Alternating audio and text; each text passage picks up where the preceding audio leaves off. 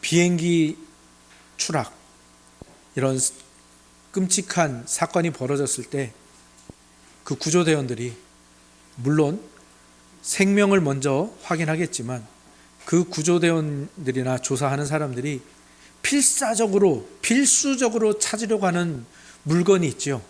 그게 뭡니까? 블랙박스죠. 비행기가 산산조각이 나는 충격 속에서도 이 블랙박스만큼은 파괴되지 않도록 아주 견고하게 만듭니다. 왜 그렇게 하죠? 바로 그 블랙박스 안에 추락하기 전에 그 모든 상황, 가장 긴박했던 그 순간의 모든 진실이 기록되어 있기 때문이죠. 죽음이 턱 밑까지 찾아온 그 상황에서 기장이 기내 방송이라든지 또는 관제탑이라든지 또는 다음 공항이라든지 이렇게 막 교신한 그런 기록들이, 그 기장의 진짜 목소리가 거기에 녹음되어 있기 때문입니다. 오늘 우리가 함께 마주한 이 디모데후서의 이 마지막 장, 또 우리가 이때까지 함께 살펴온 디모데전서부터 디모데후서까지의 이 모든 내용은 바로 사도 바울의 인생, 그 치열했던 마지막 사역의 현장에서 그때 남겨진 영적인 블랙박스와도 같은 내용입니다. 그리고 그 블랙박스의 내용은 우리가 디모데전서부터 쭉 지금 오늘 마지막 부분 결론까지 나누었던 내용들이 거기에 다 들어있죠. 아까 광고에서 빠졌지만 오늘이 디모데후서 마지막 시간이고요. 다음 주부터는 이제 목회서신 나머지 디도서를 함께 나누게 될 겁니다. 다시 돌아와서 지금 바울의 상황은 비행기로 치면은 그야말로 비행기가 곤두박질 치며 추락하고 있는 중입니다. 바울의 인생을 볼 때, 특히 세상의 시선으로 볼 때 바울은 자신의 죽음이 임박함을 직감하고 있고요. 그래서 이제 마지막 기록을 남기는 겁니다. 바울이 뭐라고 했습니까? 내가 전제와 같이 부어지고 나의 떠날 시각이 가까이 왔다. 나 이제 마지막이다. 나는 사형당할 것이다. 그러니 나의 마지막 기록을 너희에게 남긴다라고 말하고 있는 것이 우리가 지금까지 함께 살펴온 디모데서의 내용들이죠. 그리고 오늘 본문과 그 전 본문을 봤을 때 상황은 최악이죠. 평생을 믿었던 동력자 데마는 세상을 사랑하여 바울을 배반하고 예수님을 배반하고 떠나버렸습니다. 그리고 바울이 마지막 재판장에 서서 그 자신을 변호하려 할 때 바울 곁에서 단 한 사람도 변호를 해주지 않았습니다. 다 도망갔습니다. 다 떠나갔습니다. 그러니 바울은 지금 그 마지막 추락의 순간에 가장 비극적이면서도 동시에 최고로 외로운 상황입니다. 자, 그렇다면 이 끔찍한 인생의 추락 순간, 그리고 이 정말 처절할 정도로 외로운 이 순간에 바울의 영적 블랙박스에는 과연 어떤 목소리가 녹음되어 있을까요? 두렵다, 떨린다, 또는 나를 왜 이렇게 내버려 두신지 모르겠다, 그런 원망이었을까요? 절망이었을까요? 욕지거리였을까요? 아닙니다. 우리가 살펴본 대로 놀랍게도 이 절망적인, 이 절대적인 절망 속에서 기록된 오늘의 본문은 십자가와 부활이, 그 복음이 한 인간을 어떻게 건져내어서 그를 영광스러운 소망과 찬양으로 인도하는지를 강력하게 그리고 선명하게 보여줍니다. 바울은 그 끔찍한 상황에서, 그리고 모두가 떠나간 그 외로운 상황에서, 그리고 로마 제국의 사형 선고라는 두렵고 떨리는 그 위협 앞에서도 이렇게 고백하고 있습니다. 주께서 내 곁에 서 계신다. 우리가 지난 시간에 함께 나눈 말씀이죠. 그는 그 최악의 상황에서 주님의 임재를 생생하게 체험합니다. 주님이 내 곁에 서 있다. 임마누엘의 주님이 내 곁에 계신다. 그리고 그분이 나를 천국으로 인도하실 것이다. 안전하게 인도하실 것이다 라는 그 소망을 굳게 붙들며 찬양하며 선포하고 있는 겁니다. 이게 바로 사도 바울이 디모데와 또 교회와 그리고 오늘날 우리에게 기록하여 남겨주는 바울의 위대한 유산이요 유언인 것입니다. 성도 여러분, 여러분이 살아가는 현실이 바울처럼 이렇게 끔찍한 상황은 아닐 겁니다. 이렇게 비참하고 완전히 홀로 버려진 상황은 아닐 겁니다. 그러나 각자 느끼기에 따라 다르죠. 사실 우리 건 형제가 지금 나와 있지만 군대에서 제일 힘든 군대에서 가장 힘든 부대가 어디입니까? 내가 근무하는 데가 제일 힘든 겁니다. 그죠? 바울이 뭐 그렇게 외롭고 힘들고 하다지만 사실 우리의 그 외로움과 우리의 그 고통과 우리의 그 아픔, 내 아픔이 제일 큰 것 아닙니까? 그죠? 그래서 우리가 정말 바울처럼 그런 끔찍한 상황은 아니라 할지라도 우리의 삶에서 우리는 너무나도 힘들고요, 너무나도 외롭고요, 너무나도 아플 때가 많습니다. 그죠? 그리고 그 모든 것들은 대부분 어디에서 찾아옵니까? 무엇을 타고 찾아오나요? 우리를 가장 힘들게 하고 우리를 가장 병들게 하고 가장 외롭게 하는 것은 대부분 다 어디입니까? 어디에서부터 옵니까? 인간관계죠. 예전에 유퀴즈라는 프로그램을 봤더니 초등학교 3학년인가 하는 꼬마 여자애가 너는 뭐가 제일 힘드니? 라고 물어보니까 그 친구도 인간관계가 제일 힘들대요. 초등학생도. 누구나 다 그런 겁니다. 어린아이로부터 우리 어르신들까지 인간관계가 제일 힘든 겁니다. 거기서 모든 문제가 발생하죠. 그리고 그 인간관계 속에서 뭐가 우리를 자꾸 찾아옵니까? 쟤는 가졌는데 나는 없어. 남들은 다 가졌는데 나만 뒤처졌어. 라는 이 비교의식. 이게 우리를 힘들게 하고 우리를 외롭게 하죠. 그럴 때마다 우리는 어떻게 합니까? 좌절하고 원망하고 외로워하며 하루하루를 견디기 힘들어하죠. 그런 우리를 향해서 바울이 분명하게 선포하고 있습니다. 나를 보라. 나는 사람들에게 철저하게 버려지고 한 사람도 남지 않고 다 배신하고 내 곁에 아무것도 남지 않았는데, 그리고 사형 선고를 받고 그 축축한 지하 감옥에 갇혀있는 바로 그곳에서 임마누엘의 하나님의 임재를 경험했다, 강력하게 경험했다라고 선언하고 있는 겁니다. 지난 시간 나누었던 내용이죠. 주께서 내 곁에 서 계신다. 성도가 사방으로 우겨쌈을 당하고 인간적인 모든 방법이 바닥나고 심지어 모두에게 버림받은 것 같은 그 시간이 세상의 시각으로 보면 어떻습니까? 저 사람 완전 실패했네, 저 사람 완전 나락으로 떨어졌네 라고 하는 바로 그 시간, 바로 그 순간이 사실은 하나님의 은혜가 가장 강력하게 개입하는 시간이라는 것을 믿으시기 바랍니다. 그 시간이 우리 곁에 항상 함께 하시는 임마누엘의 하나님을 만날 수 있는, 가장 진하게 만날 수 있는 기회라는 것 기억하시기 바랍니다. 근데 어떻게 그럴 수 있죠? 세상은 분명히 저거 실패한 거야, 저거 나락간 거야 라고 하는데 왜 우리는 그 상황에서도 곁에 계신 주님, 그리고 그 주님이 나를 인도하실 것을 믿을 수 있습니까? 왜 우리는 버려지지 않습니까? 왜 우리는 좌절하지 않아도 됩니까? 주님이 어떻게 우리 곁에 계속 서 계시고 우리는 계속해서 외롭지 않을 수 있습니까? 바울이 다른 사람보다 멘탈이 강해서 그런 겁니까? 아닙니다.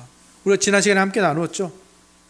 바울이 당해야 할 버림받음과 외로움과 저주와 모든 고독과 고립을 다 누가 가져가셨죠? 십자가의 예수님이 다 가져가셨기 때문입니다. 예수님께서는요, 그 십자가에 달리시면서 모든 인류의 죄, 바로 저와 여러분의 모든 죄를 대신 짊어지시고 그 죄로 인하여 우리가 당해야 마땅한 저주와 심판과 형벌과 버려짐과 남겨진 그 외로움, 궁극적인 버림받음을 예수님이 다 가져가신 거예요. 우리에게서 다 싹 쓸어 가셨어요. 그래서 예수님이 하나님께 버림받으시고 예수님이 죽으시고 예수님이 지옥에 가시고 예수님이 그 모든 저주와 피난을 다 당하셨어요.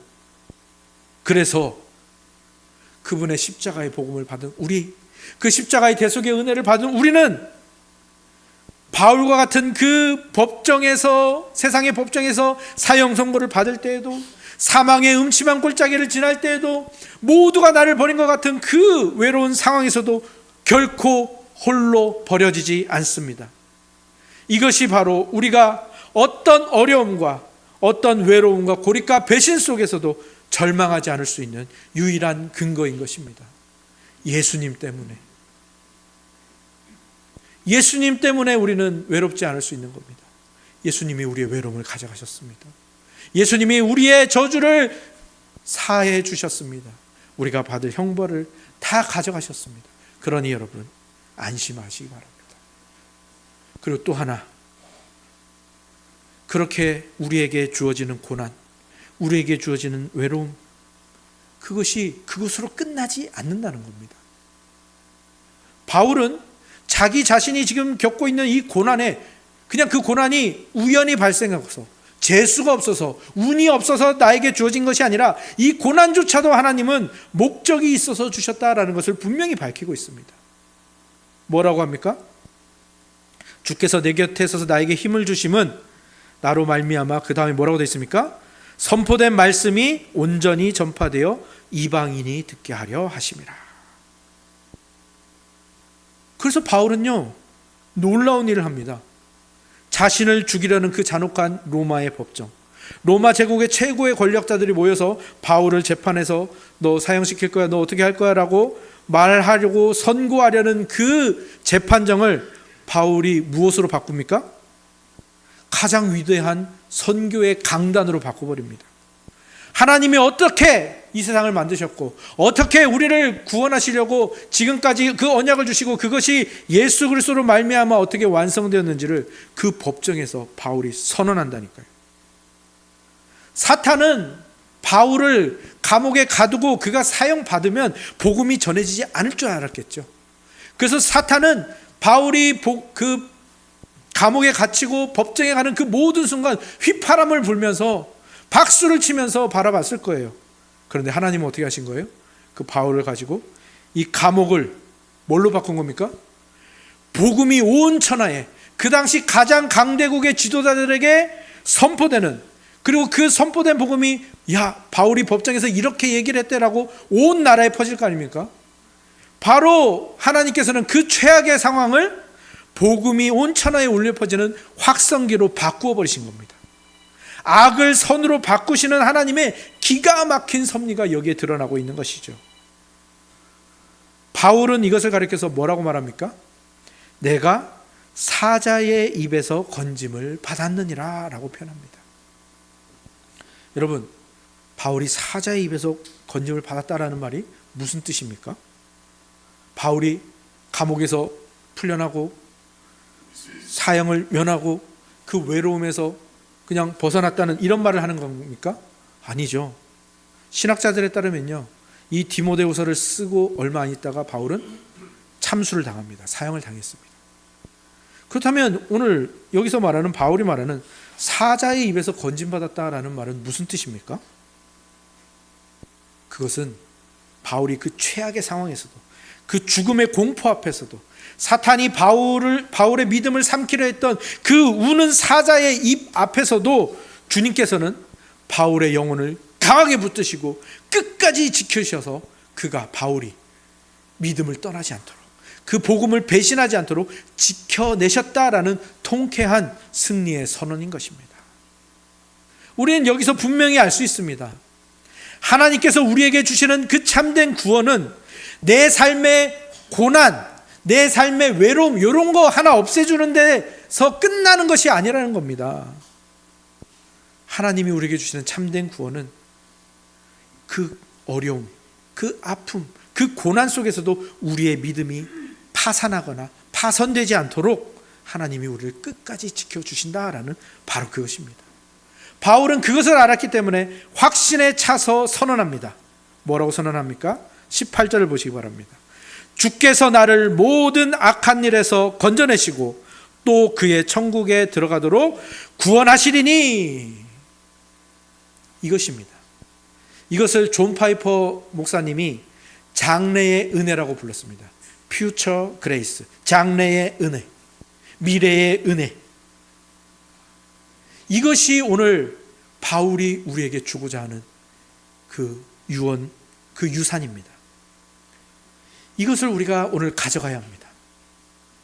우리의 신앙은요, 단순히 과거의 십자가에서 이루어진 구원, 그 과거의 감사에만 머무르지 않는다는 거예요. 근데 우리가 항상 그러고 있죠. 그리고 우리는 어떻습니까? 하나님이 무엇을 해 주셨으니까 감사하지. 당연한 감사는 잘해요. 근데 여러분, 감사는 과거를 향할 수밖에 없지만 믿음은 어디를 향합니까? 항상 믿음과 소망은 어디를 향하죠? 미래를 향하죠. 이 모든 것이 하나입니다. 그래서 지난해 추수감사절에 그런 개념을 여러분들에게 말씀드렸어요.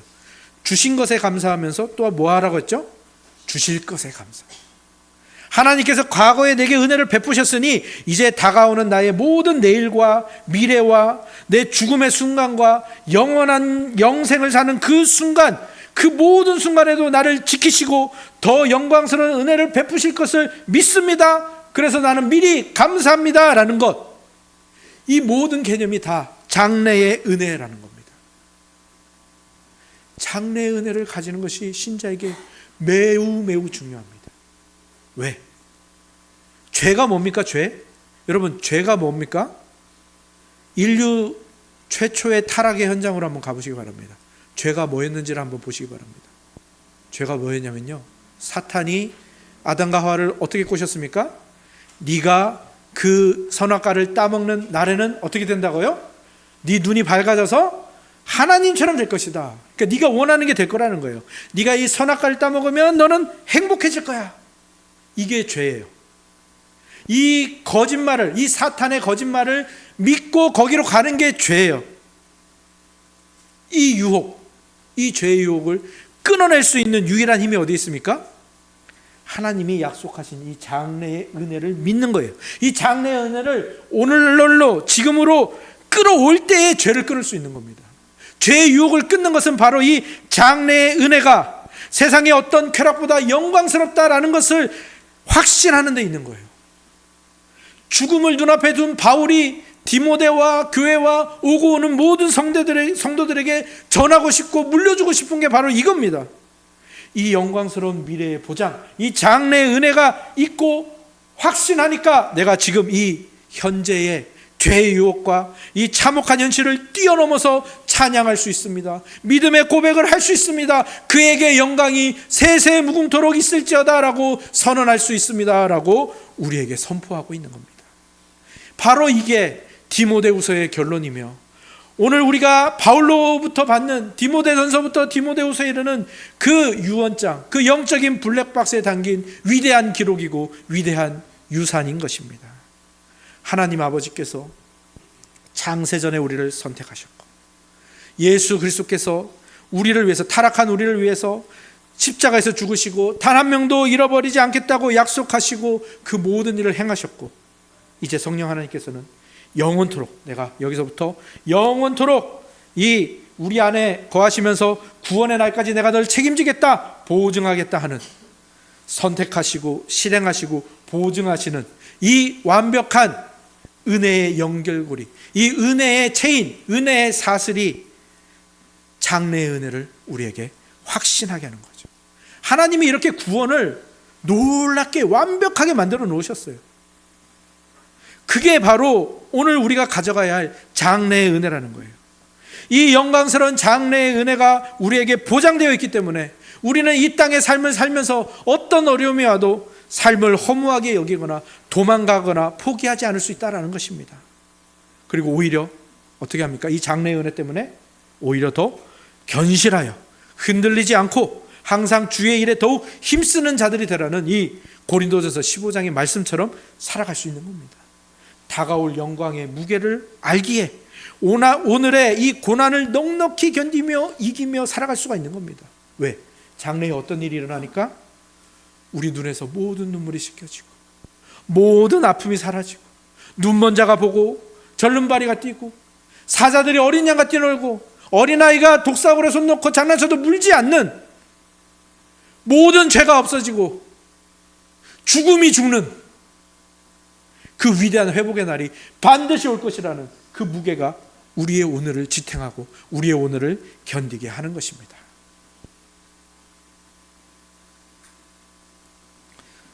성도 여러분, 혹시 미국 샌프란시스코에 있는 금문교라는 다리를 아시나요? 아마 굉장히 유명한 랜드마크라서 여러분들이 아시는 분이 많을 겁니다. 그리고 거기에서 아마 사진을 찍어 보신 분도 계실 것 같아요. 샌프란시스코를 들리는 사람들은 항상 그 다리 앞에서 사진을 찍죠. 근데 이 다리가 1937년 이때 만들어졌습니다. 그때 우리나라는 어떤 상황이었죠? 식민지 통치를 받고 있던 그런 시대겠죠. 근데 우리나라로서는 상상도 할 수 없는 그 강 수면에서 높이가 67m, 그리고 다리 길이가 거의 2.7km, 3km에 육박하는 그 거대한 다리를 그때 만들었던 거예요. 얼마나 대단한 일을 했는지 모릅니다. 그런데 그 당시에 그런 일을 했으니 지금처럼 안전장비와 과학이 발달한 시대에도 그런 다리를 만들면 와 잘했다라고 할 텐데 그 8, 90년 전에 그런 다리를 만든 거죠. 근데 워낙 크고 웅장하다 보니까 이 다리를 만들면서, 그리고 워낙 높다 보니까 건설 초기에 이 다리를 짓다가 그 강에 추락해서 죽은 사람들이 꽤 많았습니다. 그러니까 그 다음부터 어떻게 되겠습니까? 사람들이 한둘씩 죽으니까 그 다음부터 인부들이 일을 제대로 못하는 거예요. 이렇게 두 손을 잡고 망치질하고 두 손을 잡고 이 도구로 이걸 해야 될 텐데 무서우니까 한 손으로 철골을 잡고 한 손으로 작업을 하려니 되지를 않는 겁니다. 효율이 안 나오는 거죠. 이 공사를 맡은 사람들이 제일 두려워하는 게 뭡니까? 공사 기간이 늘어나는 걸 제일 두려워. 왜? 그 기간이 다 돈이거든요. 그러다 부도나는, 그 기간이 무진장 늘어나가지고 부도나는 건설 회사들이 한두 개것이 아니죠. 그러니 걱정이 되고 모두가 우려하는 가운데 수석 엔지니어가 결단을 내립니다. 지금이야 너무나도 당연한 거지만 당시에는 그런 안전 수칙도 없었을 텐데 당시로서 상상할 수 없는 돈을 들여서 그 금문교 밑에다가 안전그물, 거대한 안전그물을 설치하는 겁니다. 결과가 어땠을까요? 그 그물에 걸려가지고 추락했다가 그 그물에서 걸려서 살아난 사람이 19명이 생겼습니다. 그 사람들이 지옥에서 돌아온 클럽이라고 해서 클럽을 만들 정도로 유명해졌고요. 더 놀라운 변화는 뭡니까? 다른 노동자들이 변했어요. 뭘 알게 된 거죠? 떨어져도 죽지 않는다라는 걸 알게 된 거예요. 그러니까 그 다음부터 어떻게 하는 겁니까? 저 밑에 튼튼한 그물이 있으니까 꼭 철골 잡고 하지 않아도 될 것 같아요. 두 손으로. 어떤 사람은 콧노래를 부르면서 씩씩하게 일을 했다라고 기록이 되어 있습니다. 그래서 결국 어떻게 됐을까요? 공사가 20%나 빨리 그리고 무사히 완공되었다고 하죠. 우리의 신앙생활도 똑같습니다. 우리가 세상을 살아가다 보면요, 우리는 자주 느낍니다. 안전한 그 장치가 없는 아찔한 다리 위를 걷는 것 같죠.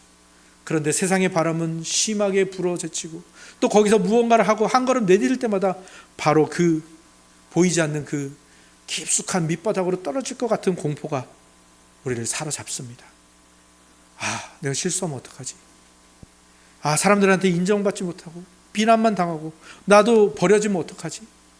야, 내 꼴을 보니까 나는 구원에서 탈락한 거 아닐까? 이런 의심, 이런 두려움, 이런 죄책감, 거기에 사로잡혀서 눈물 흘리며 가슴 치며 아파할 때가 있지 않으십니까? 그런 우리에게 오늘 복음이 무엇이라고 선포하고 있습니까? 예수 그리스도의 대속의 그 십자가 은혜로 우리 인생 밑바닥에는 절대 끊어지지 않는 거대한 은혜의 안전그물이 이미 쳐 있다. 예수 그리스도께서 그것을 이미 설치해 두셨다라고 선포하고 있는 겁니다. 그러니 우리는 앞으로 걸어갈 그 미래의 모든 순간마다, 심지어 내가 연약해서 넘어져서 추락하는 일이 있을지언정 그 아찔한 순간에조차도 어떻다는 거예요? 하나님의 은혜가 우리를 받아내어서 마침내 영광스러운 그 구원의 자리에, 그 장래의 은혜의 자리에 우리를 데려가신다라는 것, 우리가 거기에 가는 것은 절대 취소되지 않고 없어지지 않는다라는 것, 이것이 바로 오늘 이 디모데후서의 결론, 장래의 은혜가 말하고 있는 바입니다. 이 장래의 은혜, 이것을 확신하는 자는 실패가 두려워 마비되지 않습니다. 잠시 마비되더라도 다시 그 확신으로 또 주께 기도함으로 회복되는 것이죠. 툭툭 털고 일어나서 담대하게 다시 걷게 되는 거죠. 추락했을지라도 그 그물에 걸려 다시 그물을 잡고 올라와 그 길을 다시 걷게 되는 것입니다.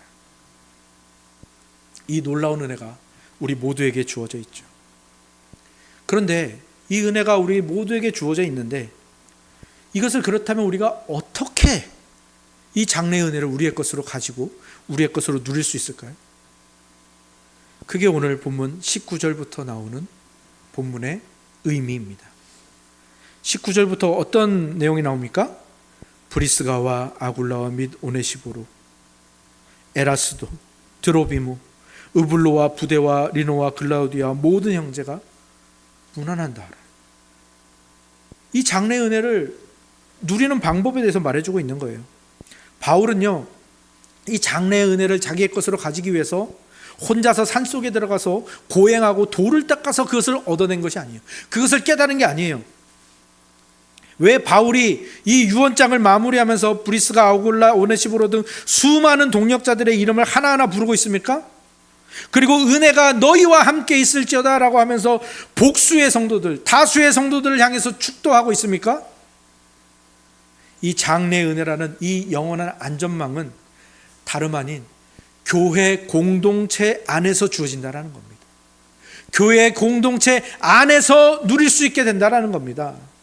왜 하나님이 신자를 한 사람을 구원하셨으면 그를 그냥 혼자서 하나님 찾고 하나님 찬양하다가 천국으로 가든지 아니면 그 자리에서 당장 천국으로 데려가시지 않고 왜 이 세상에 두시며 이 세상에 두실 때 왜 교회를 통하여 모이게 하십니까? 그 교회를 통해서 복을 주시기 위해서요. 그 교회를 통해서 은혜를 주시고 그 교회를 통해서 장래의 은혜를 주시기 위한 겁니다. 우리는 이 지상의 교회라는 배에 함께 올라탄 순례자들입니다. 그런데 순례자라 할지라도 여전히 불완전하죠. 때로 상처도 주고 서로 막 다투기도 하고 서로 미워하기도 하고, 하지만 이 교회 안에 있음으로 인해서 뭘 느끼는 겁니까? 아, 교회가 예수님이 머리 되셨대. 그리고 우리가 몸이래. 근데 우리는 같은 몸인데 자꾸 싸우고 있네? 그때 뭘 보라는 거예요? 머리이신 예수님을 보라는 거예요. 머리이신 예수님을 보니까 예수님이 홀로 계신 게 아니라 성부 하나님, 성령 하나님, 성자 하나님이 삼위일체라는 완벽한 사랑의 연합으로 계신다라는 거예요. 그러니까 우리가 몸된 교회로서 그것을 보면서 뭘 느끼는 겁니까? 아, 저렇게 완벽한 사랑의 연합이신 하나님이 나에게 이 완벽한 사랑을 주셨구나. 서로 저렇게 사랑하는 것처럼 내가 저걸 배워가야 되는구나. 그리고 저분들이 저렇게 완벽한 사랑의 연합 속에서 완벽한 구원을 이루고 계시니 내가 확신해야겠구나. 그래서 우리가 그 사랑을 본받아서 서로를 용납하고 격려하고, 형제님 이렇게 해보세요. 자매님 우리 같이 이렇게 기도해 볼까요? 집사님 힘드시죠? 권사님 이게 힘들지만 우리 같이 한번 해결해 봐요. 장로님, 집사님, 성도님, 그렇게 우리가 장래의 은혜를 받아 누리고 내 것으로 만들어 가는 겁니다. 서로를 용납하고 붙들어 주라고 주신 은혜의 수단이 바로 이 교회라는 것이고요. 우리 천은교회이고요. 우리 천은교회 안에 있는 구역 모임, 또래 모임, 이것들이 다 은혜의 방편으로서, 은혜의 수단으로서 우리에게 주어진 것이고요. 우리는 그 은혜의 수단을 가지고 이 장래의 은혜를 누리고 있는 것이고 또 다른 사람에게 베풀어 주고 흘려보내는 것입니다. 말씀을 맺겠습니다. 오늘 디모데후서의 결론은 한 늙은 사도의 쓸쓸한 퇴장 이야기, 이 사람이 이렇게 인사하고 죽었네, 이게 아니죠. 이것은 예수 그리스도의 십자가로 사망을 이긴 교회의 위대한 승전가입니다. 그리고 그 교회에 속한 바울의 마지막 유산입니다. 그리스도께서 십자가에서 우리가 받아야 할 그 끔찍한 외로움과 버려짐과 사자의 입을 홀로 다 당하셨습니다. 그리고 우리 미래의 모든 저주를 다 소멸하셨습니다. 그리고 부활하셔서 우리의 머리가 되셨죠. 그러니 여러분의 인생을 살며 신앙을 살며 넘어짐과 실수가 있는 그 현실 속에서도 늘 기억하시기 바랍니다. 우리 밑에는 뭐가 있다고요? 예수님이 설치해 놓으신 영원한, 절대 끊어지지 않는 튼튼한 은혜의 안전 그물이 있습니다. 이번 한 주간 이 장래의 은혜를 여러분 심령 깊이, 여러분 가슴 깊이 확신하시면서 두려움 없이 믿음의 길을 당당하게 걸어가는 복된 여러분들의 인생이 되시기를 주님의 이름으로 축원합니다. 아멘.